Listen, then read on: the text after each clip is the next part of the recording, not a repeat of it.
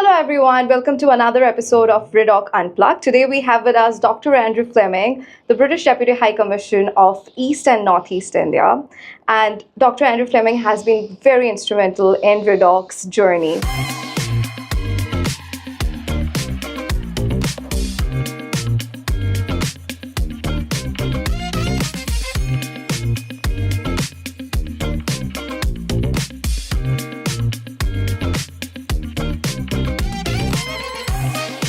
Welcome, Mr. Andrew. Thank you so much. Lovely to meet you. Namaste. It's very, very nice to have you here. So you have been in Kolkata for quite some time. So how many years has it been that you've been serving here? In Calcutta, 18 months, but nearly 8 years in India. Oh, wow. That's been quite some time. And how has been your journey so far? Well, I love India. I'm still here after 8 years. I think, huge potential, huge opportunity. Yeah. A country, as I said to a colleague today, that you never stop learning about. Yeah, I'm sure about that. So since you have been in Kolkata and other cities, would you prefer Kolkata over others? Oh, That's a very tricky question. it's a very tricky question. And when you ask a diplomat, even more so. But, I do love Calcutta very much. And I've had a very happy 18 months here. But I've lived in another city, Hyderabad, for 5 years.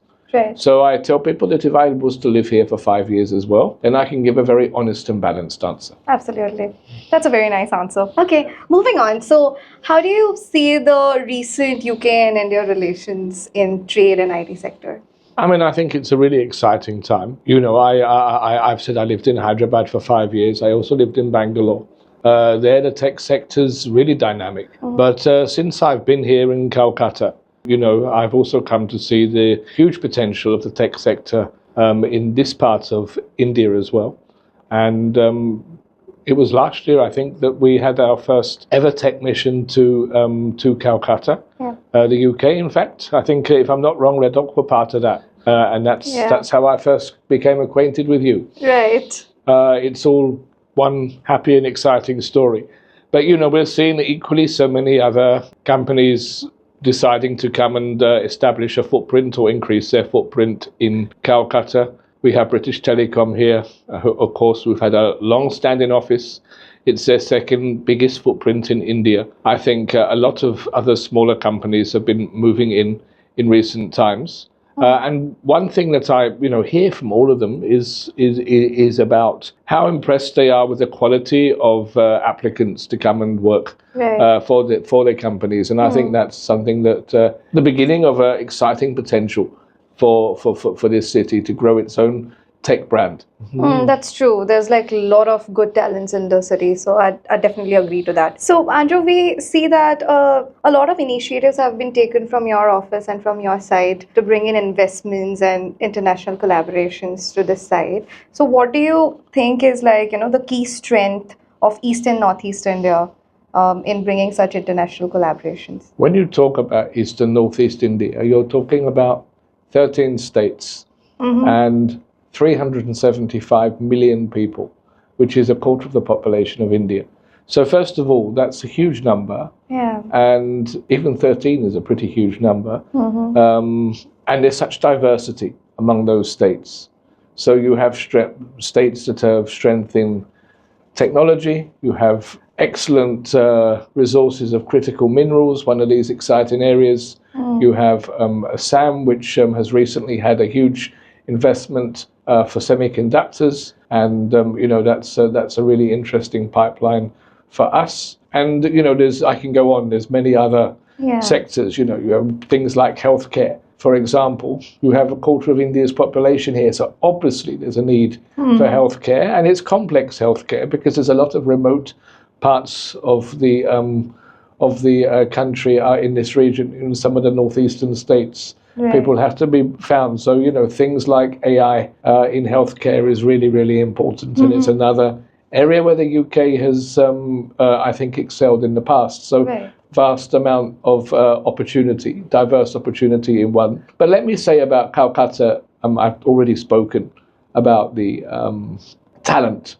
But another thing that certainly British companies that have come to Calcutta have found is that they find recruitment and retention rates are extremely high Right. compared to other parts, not only of India, but actually other parts of the world. You know, I mentioned BT. I think BT told me last year that they had the highest retention rate for their office in Calcutta out of any of their global offices. Right. We have another company who work in the supply chain for the steel industry, Vesuvius. They have the same story, and you know, this recurs and recurs. So people are finding not only do they get the talent, they get to keep the talent. And then the other advantage, of course, of this part of India, it's one of the places that has a generally lower cost of living. You know, that's also a potential source of attraction as well. And I've lived in, most recently in Bangalore, which as I think you have, which isn't a place that your money goes too far by comparison. That's So true. there's a lot of different reasons, I think, which are positive. That's true. Yeah, I agree to that. I mean, since I have also stayed in both the cities, I would definitely agree. Andrew, you have been here for 18 months, you have said. I would like to know what's been like the most exciting times for you here and what have you done for this region, which you're really proud of. That's a really good question. Thank you. I mean, like I have said, I cover quite a wide region across the country, and there's lots of things that I've done for different companies, working with them who wanted to come here, who wanted to open up here. Also, some companies that have been interested to go and invest in the United Kingdom as well. I mean, it's probably not right and proper to talk about those specific details in a podcast like this. Right. But if I can give a couple of more personal examples of things that I've done that I feel proud of. First of all, let me talk about Nagaland and the Hornbill Festival. When I first went to the Hornbill Festival in 2023, there wasn't any UK presence there. But I thought it'd be really great if we could come and have some participation. But I wasn't convinced it was right to come as UK. You know, UK is 4 nations: Wales, Scotland, England, and Northern Ireland. And so I wanted to bring at least one of those nations to start off. And so we managed to work with our British Council colleagues and bring the Welsh on board. And we had a Welsh act who did a performance working with a young Naga artist. Oh, wow. So, you know, it immersed both their music and their language. So it was a very nice, moving thing. And this has subsequently led to a closer collaboration between Nagaland and Wales. And the young lady has been over to Wales recently and performed over there as well. So I think that was something that was, you know, really nice and made everybody feel good. And our High Commissioner, Lindy Cameron, came over to Nagaland for the opening of the Hornbill Festival last year. And I think she had a very treasured memory and positive experience from that. And also, while we were there, we signed an agreement around Chevening Scholars. Chevening is our flagship program for scholarships and fellowships in the UK.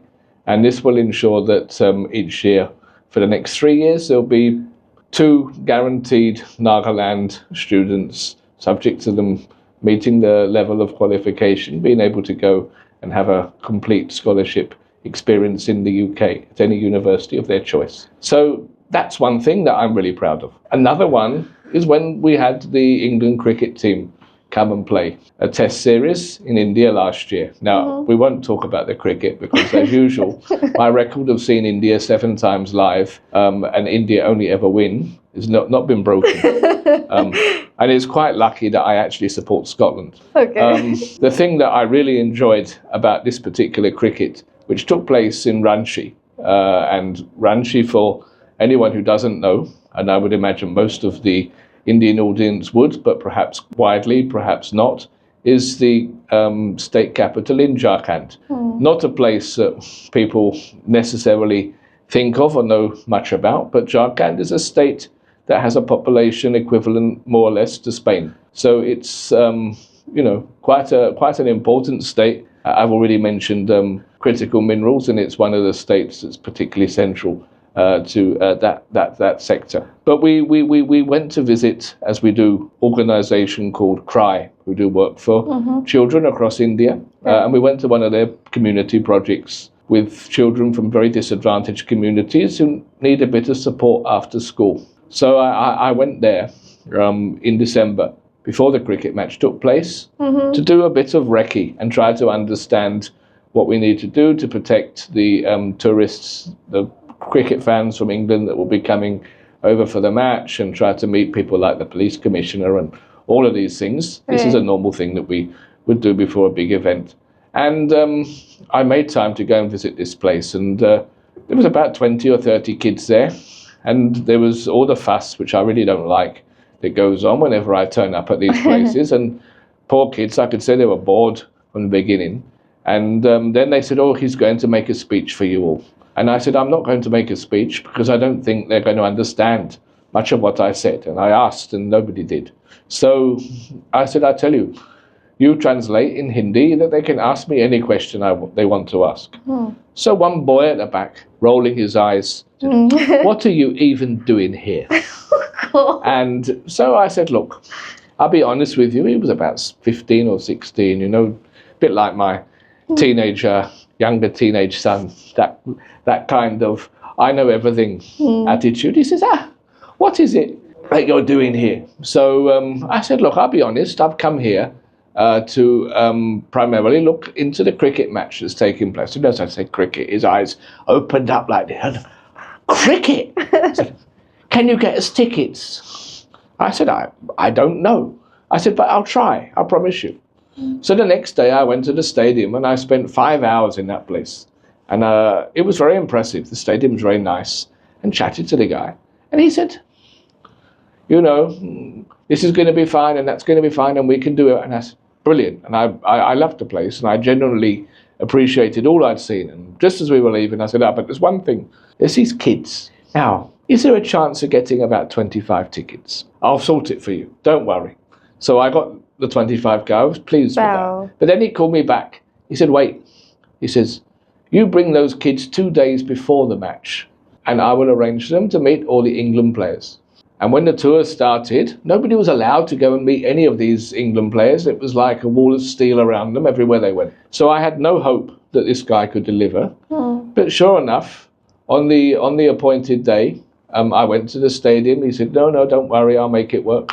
The kids were already there, and they got to meet and interact very personally with all of the England cricket team. Wow. And then they all came back 2 days later with their England banners. Okay. And were completely indoctrinated. But I mean, for these children, none of whom will have ever seen that stadium 20 minutes from where they live.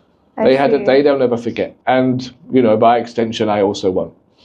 That is so England won that day. No. Yeah, I told you I support Scotland. Okay. India obviously won. Okay. Oh God, that's such a sweet story. I really liked it. You're so kind. And just so you have seen us ever since we have started expanding in India.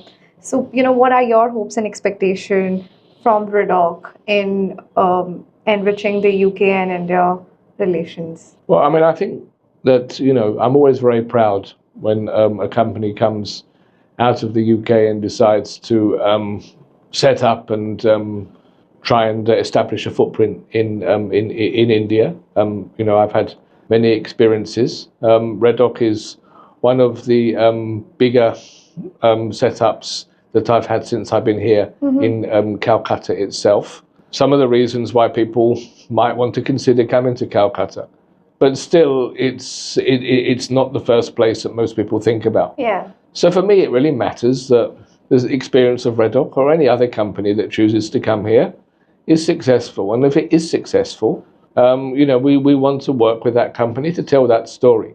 Because if it's a success, then it's something that perhaps others will also want to do. Right. And the right environment, the right market, all of these factors, then it's going to definitely help support the company's growth, both here and also its office in Stoke-on-Trent in the UK. Right. And growth is very much a priority for the British government at the moment. So my hope and expectation is this office, this very nice office, I might say, will thrive and continue to grow. RedoQ will continue to grow. I know some of the in-progress innovations that you're working on, and I think they're really exciting and new things for for the market that are not there at the moment. And you're successful. And as long as you continue to be successful, we can share the stories of how we've helped collaborate and work with you.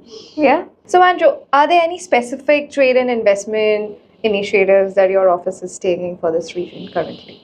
I mean, we're always looking for opportunities. We've just signed the free trade agreement, not my office, but UK and India have just signed a free trade agreement. But, there's a lot of exciting opportunities around that. So we will be focusing on how we can engage and harness that over time, ramping up to when the agreement comes into force. Last year, or in the last financial year, we had, I think, 5 different missions, apart from the tech one I spoke about. Yeah. There was one on skilling, there was one on critical minerals and sustainable mining, and a couple more. That came, infrastructure was another, that came to this region. I expect this year we'll have more missions of different types, different shapes and sizes. I think we have been quite engaged on renewable energy.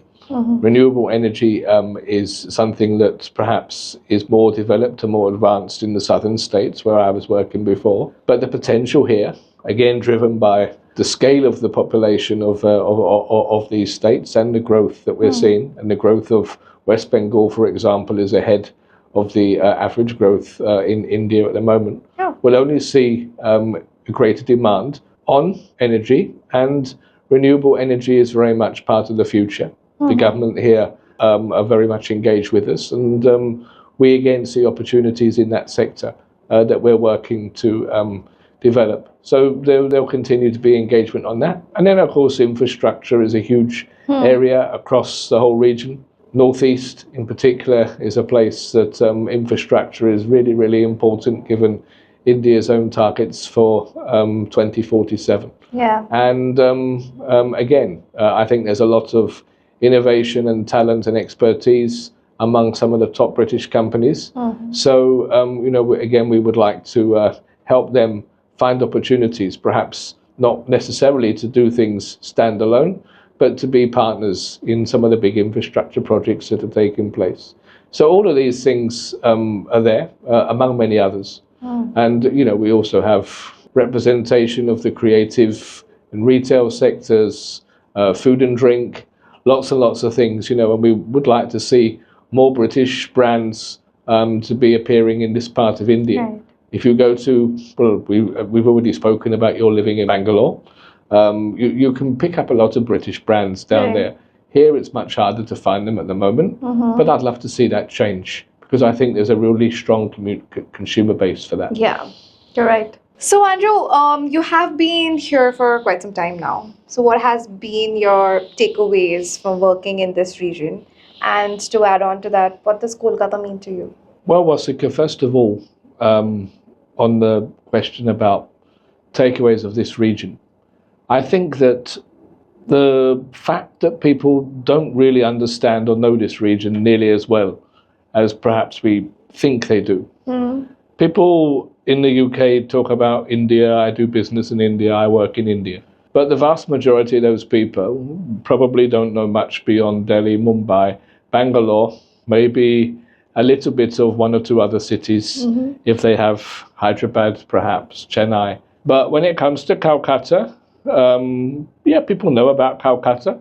Not that many people are coming to Kolkata to explore the opportunities, but West Bengal is a state with the same population as Vietnam. 100 million people live here. So there's obviously a lot of opportunities, and then you have the other 275 million people that live in the other 12 states.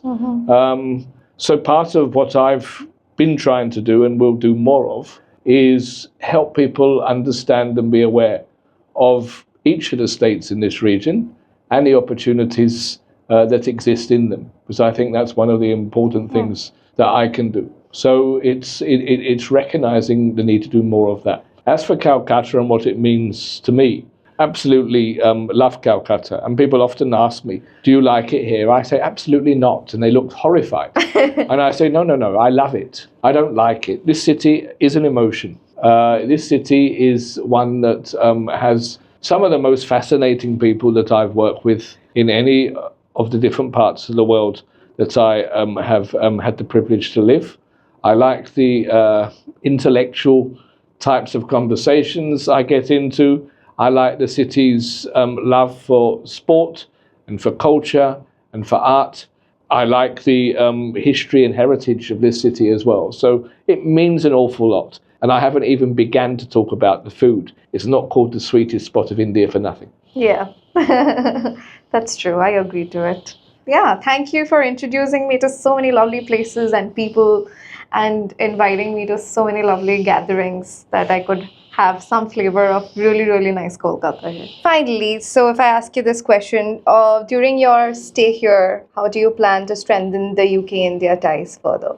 Well, very simply, I think I want to keep doing what we've been doing up until now. Mm-hmm. I want to definitely work on educating more people about the opportunities in East and Northeast India, which I think are huge. I think that equally we need to do the same for people here, particularly investors that might want to go and do business in the UK but don't really know that there's any opportunities perhaps beyond London. You know, the UK is also a diverse country. We've spoken about the 4 nations it's made up of. And there's lots and lots of different hubs for different areas around the country. So helping more people understand that and bringing delegations, just like sending a lot of people to the London Tech Week, including a representative of RedoQ. And so we'll continue to be doing all those things and more besides. Right. Right. You guys have been doing wonderfully, and thank you so much for all the opportunities that you have been giving to RedoQ. All right. So wrapping up, we will close with a personal question. When I know you're a very busy man, you keep very busy, and I know you work round the clock, and not your weekends are also free. But besides your work schedule, if you're free, what do you like doing? I talked about my love for the city, and I love exploring the city. I love going to new areas of the city that I haven't been. I like taking pictures, and there are always pictures of the city on any of my Andrew 007 UK handles, be it Instagram, be it Blue Sky. I am just completely addicted to sharing what I love about this city. Beyond that, I like watching football. There are 3 teams here. Don't even think about asking me which my favourite is, because I should not answer. I like the whole cultural and art scene. And, of course, everybody in this city eats well and leaves about 20 kilograms heavier than they arrived. As my predecessors have all told me. I've actually lost weight since I've been here. But it's been a real hard struggle, and I've still got a long way to go, so it may not sustain. Okay, that was a very lovely answer. So, yeah, I mean, thank you so much for being with us here. But I would still not leave you. I would like you to leave the viewers who are watching the video and for all the people in RedoQ, one message. I only wish that you continue to grow and continue to offer cutting-edge and exciting new opportunities for Luddites like me who really struggle with tech. And I know that you will.